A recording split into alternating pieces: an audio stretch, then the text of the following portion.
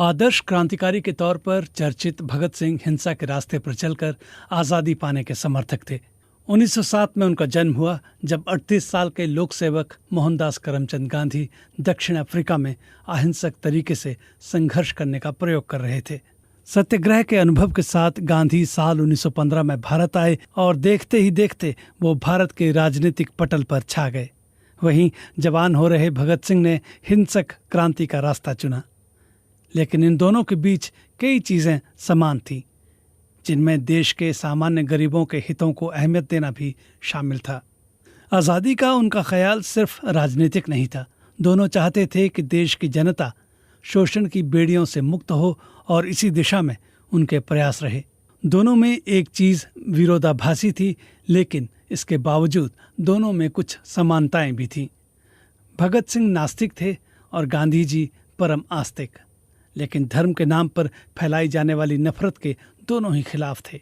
साल 1928 में Simon commission के खिलाफ विरोध प्रदर्शन में वरिष्ठ कांग्रेस नेता लाला लाजपत राय को पुलिस की लाठियों ने घायल कर दिया। इसके कुछ दिन बाद ही उन्होंने दम तोड़ दिया। लाला जी के जीवन के अंतिम सालों की राजनीति से भगत सिंह सहमत नहीं थे और उन्होंने उनका खुला विरोध भी किया, लेकिन अंग्रेज पुलिस अधिकारियों की लाठियों से घायल हुए लाला जी की हालत को देखकर भगत सिंह को बहुत गुस्सा आया। भगत सिंह ने इसका बदला लेने के लिए अपने साथियों के साथ मिलकर पुलिस सुपरिंटेंडेंट स्कॉट की हत्या करने की योजना बनाई, लेकिन एक साथी की गलती की वजह से स्कॉट की जगह 21 साल के पुलिस अधिकारी सैंडर्स की हत्या हो गई। इस मामले में भगत सिंह पुलिस की गिरफ्त में नहीं आ सके, लेकिन कुछ समय बाद उन्होंने असेंबली सभा में बम फेंका। उस समय सरदार पटेल के बड़े भाई विट्ठल भाई पटेल पहले भारतीय अध्यक्ष के तौर पर सभा की कार्यवाही का संचालन कर रहे थे। भगत सिंह जनहानि नहीं करना चाहते थे, लेकिन वो बहरी अंग्रेज सरकार के कानों तक देश की सच्चाई की गूंज पहुंचाना चाहते थे। बम फेंकने के बाद भगत सिंह और बटुकेश्वर दत्त भाग सकते थे, लेकिन उन्होंने अपनी गिरफ्तारी दी। गिरफ्तारी के बाद भगत सिंह के पास उस वक्त उनकी रिवॉल्वर भी थी। कुछ समय बाद यह सिद्ध हुआ कि पुलिस अफसर सैंडर्स की हत्या में यही रिवॉल्वर इस्तेमाल की गई थी। इसलिए असेंबली सभा में बम फेंकने के मामले में पकड़े गए भगत सिंह को सैंडर्स की हत्या के गंभीर आरोप में अभियुक्त बनाकर फांसी दे दी गई। साल 1930 में दांडी कूच के बीच कांग्रेस और अंग्रेज सरकार के बीच संघर्ष जोरों पर था।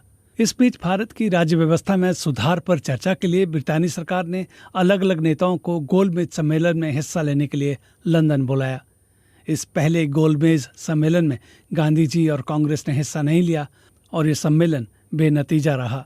दूसरे सम्मेलन में ब्रितानी सरकार ने पहले सम्मेलन जैसे नतीजे से बचने के लिए संघर्ष की जगह बातचीत के रास्ते पर चलने का फैसला किया। 17 फरवरी 1931 से वायसरॉय इरविन और गांधी जी के बीच बातचीत शुरू हुई।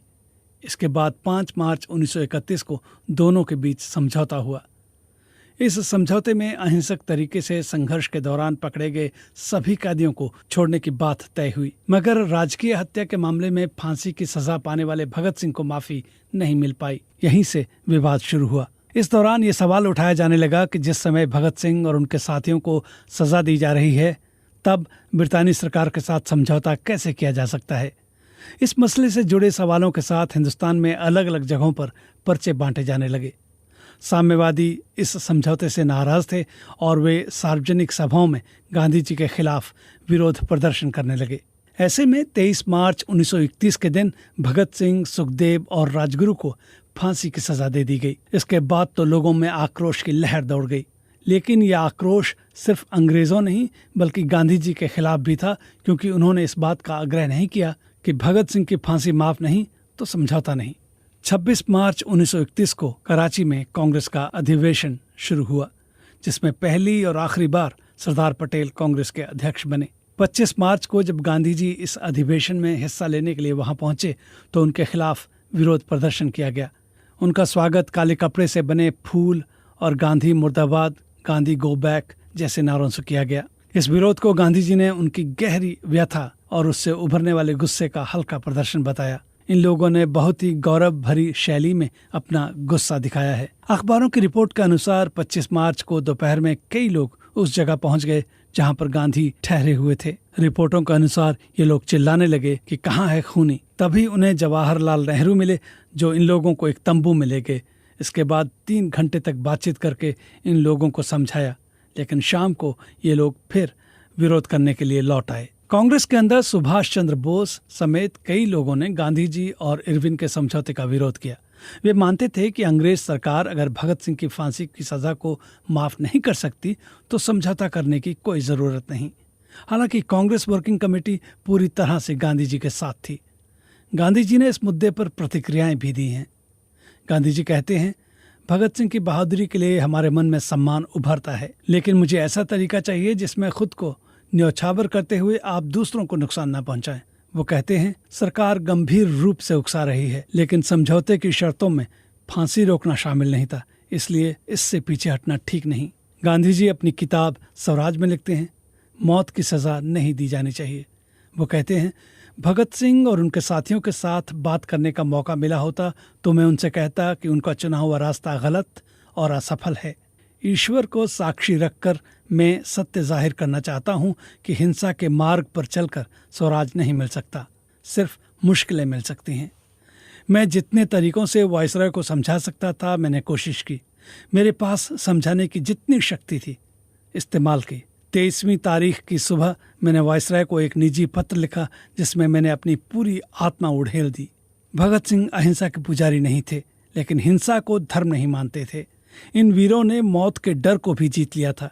उनकी वीरता को नमन है, लेकिन उनके कृत्य का अनुकरण नहीं किया जा सकता। उनके इस कृत्य से देश का फायदा हुआ हो ऐसा मैं नहीं कह सकता।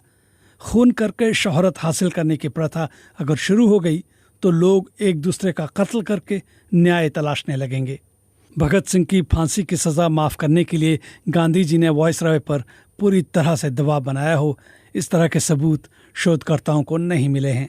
फांसी के दिन तड़के गांधी जी ने जो भावपूर्ण चिट्ठी वायसरॉय को लिखी थी वो दबाव बनाने के लिए थी, लेकिन तब तक काफी देर हो चुकी थी। इस विषय पर मौजूद रिसर्च के आधार पर यह कहा जा सकता है कि फांसी के दिन से पहले गांधी और वायसरॉय के बीच जो चर्चा हुई उसमें भगत सिंह की फांसी के मुद्दे को गांधी जी ने गैर जरूरी समझा। इसलिए गांधी जी द्वारा वायसरॉय को अपनी पूरी शक्ति लगाकर समझाने का दावा सही नहीं जान पड़ता।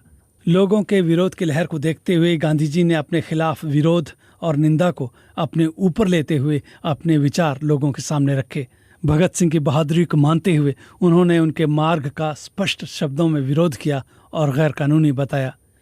एक नेता के तौर पर गांधी जी की नैतिक हिम्मत याद रखने लायक है। इस पूरे मुद्दे पर अगर गांधी जी के बर्ताव को ध्यान में रखा जाए तो उनका पक्ष समझा जा सकता है। भगत सिंह खुद अपनी सजा माफी की अर्जी देने के लिए तैयार नहीं थे। जब उनके पिता ने इसके लिए अर्जी लगाई तो उन्होंने बेहद कड़े शब्दों में पत्र लिखकर इसका जवाब दिया।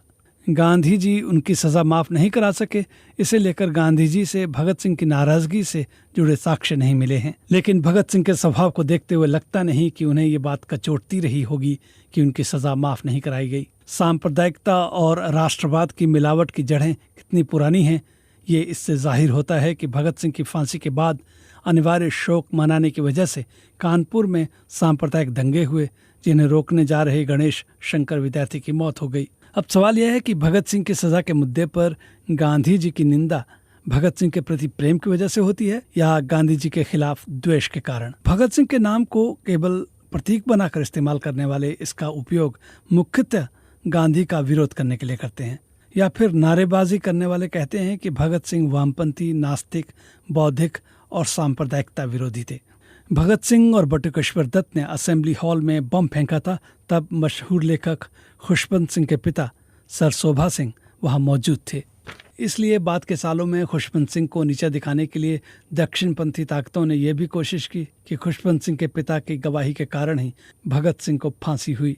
हकीकत में भगत सिंह को असेंबली सभा में बम फेंकने के लिए नहीं बल्कि सॉन्डर्स की हत्या के मामले में फांसी की सजा सुनाई गई थी, और उस मामले में शोभा सिंह गवाह नहीं थे। सबसे अजीब बात तो यह है कि भगत सिंह की फांसी में सबसे अहम भूमिका सरकारी गवाह बने कई क्रांतिकारी साथियों की थी। इनमें से एक जयगोपाल की गलती के कारण स्कॉट के बदले सॉन्डर्स की मौत हुई थी। इतने सालों में भगत सिंह की फांसी के नाम पर गांधी जी की निंदा की गई, लेकिन भगत सिंह के खिलाफ गवाही देने वाले क्रांतिकारी साथियों की कभी निंदा नहीं होती, क्योंकि इससे राजनीतिक फायदा नहीं होता।